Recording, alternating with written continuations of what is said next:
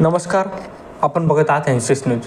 आज आपल्यासोबत सर्वांची लाडकी, प्रेमळ स्वभावाची, युवकांचे प्रेरणास्थान, खंबीर नेतृत्व असलेले मिलिंद भाऊ दाभाडे आपल्यासोबत आहेत. जय भीम सर. जय भीम.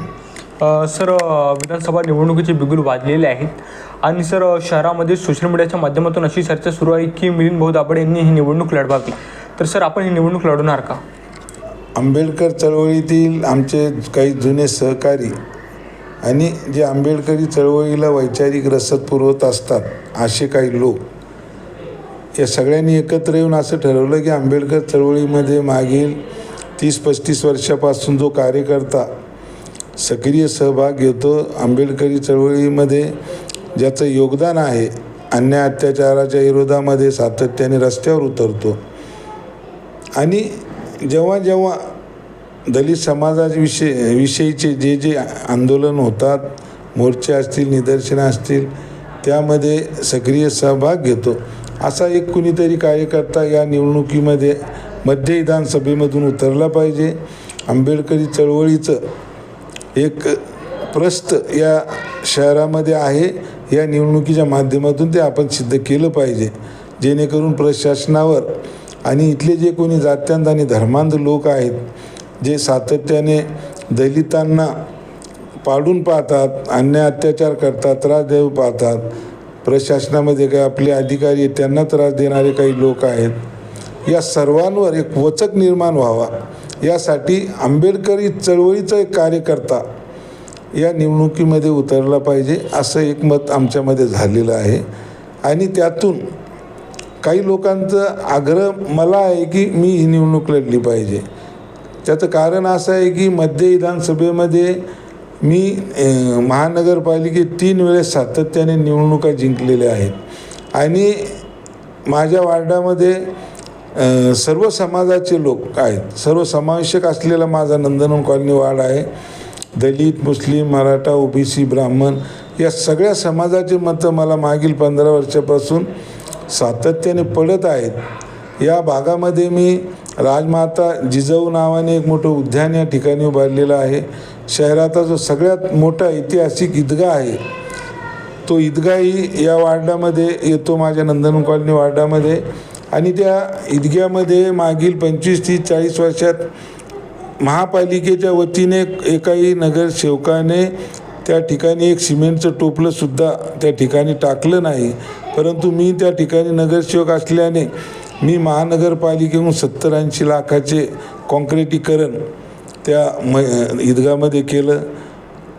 आणखी आमच्याकडे मारुती मंदिर आहे, त्या मंदिराचा परिसरही मी गट्टू बसवले, सिमेंट कॉन्क्रीटचे रस्ते केले, त्याचा प्रवेशद्वार त्या ठिकाणी एक चांगला उभारला. मस्जिदी आहेत माझ्या वार्डामध्ये, एक चांदमारी मस्जिद आणि एक सोनेरी मस्जिद. त्या भागामध्ये व्यवस्थित रस्ते सिमेंट कॉन्क्रीटचे केले, गट्टू बसवले. त्यामुळं एक सर्व समाजाला घेऊन चालणारा कार्यकर्ता म्हणून एक माझी जी एक इमेज तयार झालेली आहे. त्यामुळं लोकांनी मला आग्रह केलेला आहे की मध्य विधानसभा मी लढवली पाहिजे. सर, नगरसेवक म्हणून आपण आपल्या वार्डासाठी अनेक कामे केलेली आहेत. त्याचप्रमाणे सर, नंदन कॉलनी हा वार्ड आपण आदर्श वार्ड म्हणून निर्माण केलेला आहे. सर, आपल्याला भविष्यामध्ये आमदार बनण्याची संधी मिळाली तर आपण शहराच्या विकासासाठी कोणकोणते उपक्रम राबवण्याचा प्रयत्न कराल आणि कोणकोणती कामे कराल? मध्य विधानसभा हे सर्व जुन्या शहराचा भाग आहे.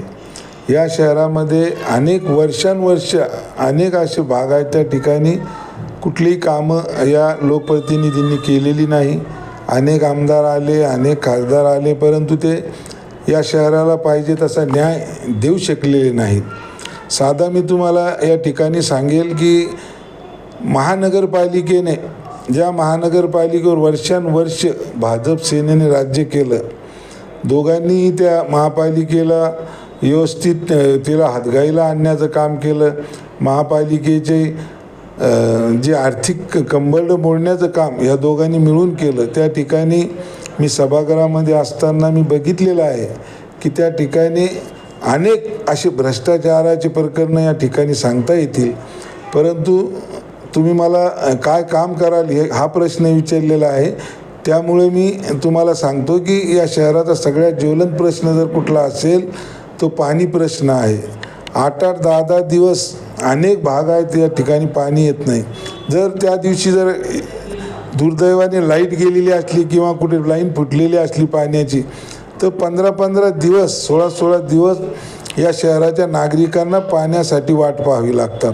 आणि मागील अनेक वर्षापासून जे लोक या शहरामध्ये निवडून येत आहेत ते प्रत्येक निवडणुकीमध्ये नागरिकांना आश्वासन देतात की आम्ही आता पाण्याचा प्रश्न या निवडणुकीच्या झाल्यानंतर 6 महिन्याच्या आत सोडू, 5 महिन्याच्या आत सोडू. परंतु यांनी वर्षानुवर्ष हा प्रश्न तसाच प्रलंबित ठेवलेला आहे. हे जे कोणी आता आमदार मैदानात उतरलेले आहेत, हाजी माजी आमदार आहेत, अनेक जे कार्यकर्ते आहेत जे वेगवेगळ्या पक्षाचे, या पक्षाने या शहराला गड्ड्यात घालण्याचं काम केलं आहे, दुसरं काही काम केलेलं नाही. या शहरामध्ये तुम्ही जर बघितलं तर वाहतुकीचा एवढा मोठा प्रश्न आहे की जागोजागी वाहतूक खोळंबते. या शहरात अनेक ठिकाणी उड्डाणपुलांची गरज आहे, अनेक ठिकाणी रस्ते रुंदीकरणाची गरज आहे. परंतु लोकप्रतिनिधी आमदार म्हणून जे निवडून येतात ते आपलं शासनाचा निधी आणतात, काही आपल्या त्यांचा जो स्थानिक विकास निधी असतो तो निधी आणतात आणि जी कामं नगरसेवकांनी करायची असतात गल्लीबोळात जातात आणि 10-10 लाखाचे ते सिमेंट रस्ते करतात, त्यालाही दर्जा नसतो. तुम्ही औरंगाबाद शहरात केलेल्या कुठल्याही आमदाराने, कुठल्याही म्हणतोय आमदाराने केलेल्या कामाची जर थर्ड पार्टी लावून जर योग्य पद्धतीने त्याची जर चौकशी केली तर ते सगळे कामं निकृष्ट दर्जाचे आहेत. आमदाराने घाटी जो आहे आपला घाटी, संपूर्ण मराठवाड्यातून जिल्ह्यातून खानदेशकडून लोक येतात, विदर्भातून बुलढाणा भागातले लोक घाटीकडे येतात की औरंगाबाद शहराचं घाटी हॉस्पिटल मोठं आहे, इथं गेल्यावर आपल्याला उपचार मिळेल, सुविधा मिळेल. परंतु तुम्ही जर त्या घाटीमध्ये गेले तर पलंग तर पूर्ण फुलं आहेत, एका पलंगावर 2-2 पेशंट ठेवतात आणि सगळे वरांडे ते लोक आपल्या घरी येऊन आणलेल्या अंथरुणावर झोपून उपचार घेत आहेत. तर ज्या ह्या महत्त्वाच्या ज्या समस्या आहेत त्या समस्याकडे एकाही आमदार खासदारांनी लक्ष दिलेलं नाही. हे नगरसेवकाचे कामं करायला यांना मोठी मजा येते यांना, कारण ते 10-10 लाखाचे ते कामाचे ते तुकडे करतात. ते BNCमध्ये काय घोळ होतो, एकच ठेकेदार वर्षानुवर्ष काम करतो. आम्ही नगरसेवक होतो, आम्ही साधे नगरसेवक होतो, 4 वस्त्याचा एक वाडा असतो, त्या वस्तीमध्ये आम्ही 5 वर्षात 25 ठेकेदार काम करून जातात. परंतु हे जे आमदार आहेत यांचा एकच ठेकेदार 10-20 वर्ष चालतो. एकच ठेकेदाराला कसे कामं मिळतात, त्या BNCमध्ये हे सगळे टेंडर मॅनेज करतात आणि निकृष्ट दर्जाचे कामं सगळे आमदार या शहरामध्ये करीत आहेत. तर हे जेवढे निकृष्ट दर्जाचे कामं झाले या सगळ्याची चौकशी झाली पाहिजे आणि औरंगाबादकरांचे जे हक्काचे मजबूत रस्ते, क्वालिटीचे रस्ते हे औरंगाबाद शहरातील नागरिकांना मिळाले पाहिजे. घाटीसारख्या दवाखान्याला एक मोठा किमान 2000 पलंगाचा एक आणखी एक पर्यायी दवाखाना या शहरामध्ये झाला पाहिजे. पाणी प्रश्न सुटला पाहिजे. महापालिकेची जबाबदारी असते की जे काही डिलेव्हरीचे जे पेशंट आहेत आमच्या माता भगिनींना घाटीत पाठवण्यात येतं. त्या घाटीत एवढी गर्दी आहे, तिथं संपूर्ण 6-7 जिल्ह्याचे लोक त्या ठिकाणी येतात आणि प्राथमिक जी जबाबदारी आहे डिलेव्हरीची तर ती जबाबदारी महानगरपालिकेची आहे. परंतु महापालिकेमध्ये व्यवस्थाच नाही. 2-3 ठिकाणी आहे तर तिथं जर रात्री बेरात्री जर कधी एखादे पेशंट गेले तर त्यांना घाटीत पाठवलं जातं. हेही आमदाराचे काम आहे की माझ्या शहरातले जे लोक आहेत, माता भगिनी आहेत, त्यांची कशी गैरसोय होते. तर परंतु काही आमदाराने आजपर्यंत मी पाहिलं नाही की महापालिकेच्या आरोग्य विभागाची चौकशी केली किंवा आयुक्तांना जाऊन जाब विचारला की हे नागरिक कुठे, या नागरिकांची का गैरसोय होत आहे. महापालिकेचा शिक्षण विभाग आहे, हे नगरसेवकाचे आणि महापालिकेचे जरी कामातले आता 4 वर्षापासून बॉडी नाही आहे. महानगरपालिकेची सर्वसाधारण सभा त्या ठिकाणी अस्तित्वात नाही आहे. तर हे आमदाराचं काम आहे की महानगरपालिकेने ज्या सुविधा दिल्या पाहिजेत त्याच्यावर आमदाराचं नियंत्रण पाहिजे होतं. पण एकही आमदार त्या ठिकाणी फिरकला नाही, त्यांना जाब विचारले नाही. त्यामुळं शहरात खूप समस्याचा असं डोंगर उभा राहिलेलं आहे. खूप समस्या आहेत. परंतु या ठिकाणी फक्त BNCच्या माध्यमातून रोडचे कामं केले जातात, तेही निकृष्ट दर्जाचे कामं केले जातात. म्हणून एक चांगल्या दर्जाचे कामं या शहरामध्ये झाले पाहिजेत. पाणी प्रश्न सुटला पाहिजे, वाहतुकीचा जो खोळंबा आहे तो सुटला पाहिजे. या शहरामध्ये गुन्हेगारी दिवसेंदिवस वाढत चाललेली आहे. आमदाराचं काम आहे, जर एखाद्या शहरामध्ये जर गुन्हेगारी वाढत असेल, गृहमंत्र्याला भेटायचं, पोलीस अधिकाऱ्यांना भेटून गुन्हेगारी थांबवण्यासाठी प्रयत्न केले पाहिजे. दलित वस्त्यामध्ये जर तुम्ही गेला तर प्रत्येक गल्लीत 2-2, 4-4 अनधिकृत देशी दारूचे दुकानं चालू आहेत. पोलिसांचं त्याकडे दुर्लक्ष आहे. मग आमदार या ठिकाणच्या आमदाराची जबाबदारी नाही काही की अनधिकृत देशी दारूचे दुकानं तुम्ही कसे चालू देता. पोलिसांना एकही आमदाराने आतापर्यंत विचारलेलं नाही. हे जे आमदार आहेत हे मागील अनेक वर्षापासून त्या थापा मारून मतं घेत आहेत. परंतु आता मला वाटतं औरंगाबाद शहराचे लोक हे जागरूक झालेले आहेत आणि सच्चा कार्यकर्ता कोण आहे, कोण खऱ्या अर्थाने या शहराचा विकास करू शकतो, कोण आपली ताकद लावून संपूर्ण शक्तीनिशी औरंगाबादच्या प्रश्नासाठी लढू शकतो, हे लोक समजण्यासारखे आता एवढे समजदार आहेत. आता कोणी या शहराच्या लोकांची फसवणूक करेल असं मला वाटत नाही. सर, या सर्व समस्या आपण आमदार झाल्यावर सोडवणार. आम्ही आता आमदार असो नसो नगरसेवक आहोत. त्या पातळीवर आम्ही जेवढं शक्य होतं ते सगळं आम्ही करण्याचा प्रयत्न करतो. परंतु आता सगळ्या चळवळीतील कार्यकर्त्यांचा आणि आमच्या मित्रपरिवार आहेत, काही इतर समाजाचे जे आमचे मित्र आहे, बहुजन समाजातील काही मुस्लिम मित्र आहेत, त्या सगळ्यांचा आग्रह आहे की एकदा विधानसभेत आपण उतरावं आणि मी ही विधानसभा लढणार आहे.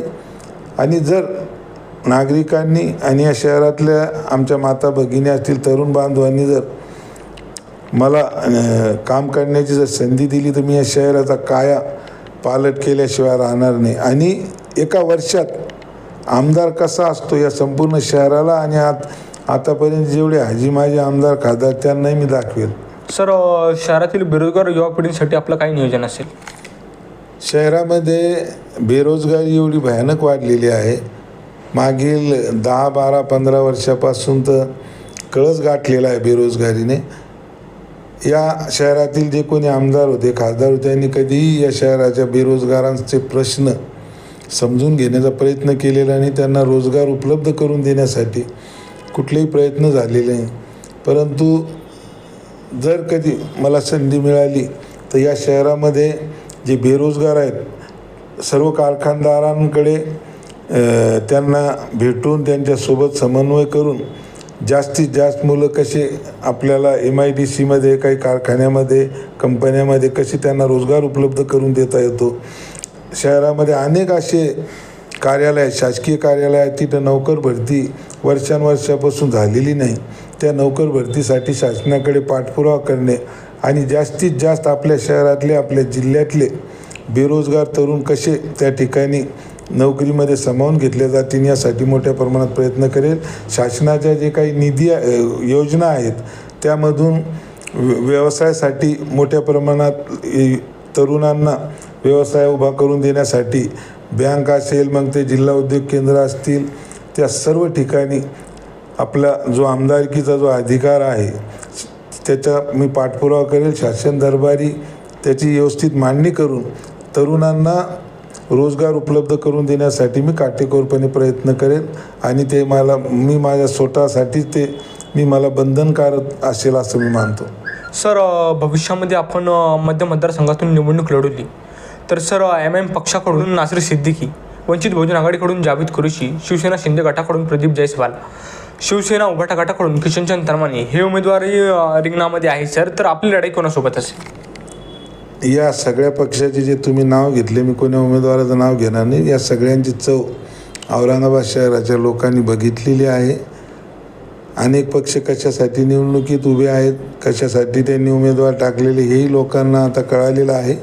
मी चळवळीतला सच्चा कार्यकर्ता आणि मी माझ्या कामाची चुणक माझ्या नगरसेवक पदाच्या काळात दाखवलेली आहे. मी नगरसेवक होतो तर नगरसेवक कसा असावा हे मी उभ्या शहराला दाखवलेलं आहे. जर आता विधानसभा जर मला संधी दिली तर आमदार कसा असतो हे मी पूर्ण शहरालाच नव्हे तर महाराष्ट्राला हेवा वाटावा असं औरंगाबादमध्ये विधानसभेचं चित्र मी निर्माण केल्याशिवाय राहणार नाही. सर, जनसेच्या माध्यमातून आपण मतदारसंघातील नागरिकांना काय आवाहन कराल? मी मतदारसंघातील सर्व मतदार बंधू भगिनींना एवढंच सांगेल की जात धर्म पक्ष न बघता कार्यकर्त्याची काम करण्याची क्षमता, कार्यकर्त्याची प्रामाणिकता, तो कार्यकर्ता कुठल्या पद्धतीने काम करू शकतो, त्याला ज्या ठिकाणी आक्रमक व्हायचं तर तो आक्रमक होऊ शकतो का, ज्या ठिकाणी गोडीने काम करण्याचं वेळ असली तर त्यांनी गोडीने काम करून घेऊ शकतो का, अशा कार्यकर्त्याला आणि एक प्रामाणिक आणि एक लढाऊ आणि एक चळवळीतल्या कार्यकर्त्याला म्हणून यावेळेस मला नागरिकांनी संधी द्यावी एवढी मी मतदारसंघातील नागरिकांना आपल्या माध्यमातून विनंती करतो. हे होते मिलिंद भाऊ दाभाडे यांच्याशी आपण विविध विषयांवर चर्चा केलेली आहे. कॅमेरामॅन आदित्य लाटेसोबत मी आदर्श लाटे, आपण बघत आहात NC न्यूज.